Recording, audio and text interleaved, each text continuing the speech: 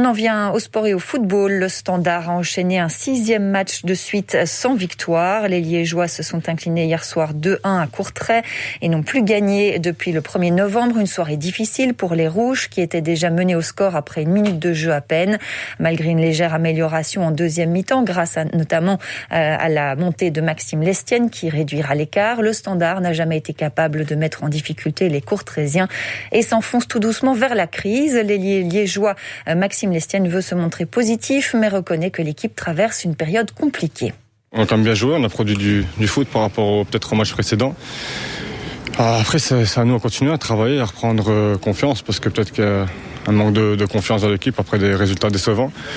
Tout ce qu'on peut dire, c'est que je sais que tout le monde se donne à 100%. Et voilà, on espère qu'on va avoir des victoires dans le futur. C'est difficile, mais voilà, il faut tenir bon, il faut faire face à ça. Hein.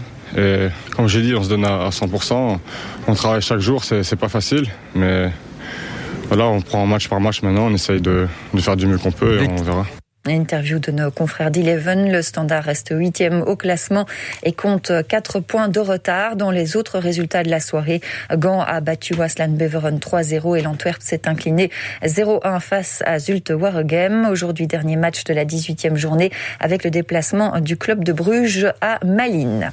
Et puis le coronavirus continue de bouleverser les calendriers sportifs. Le dernier en date, celui de l'Open d'Australie de tennis. Le tournoi a été reporté au 8 février.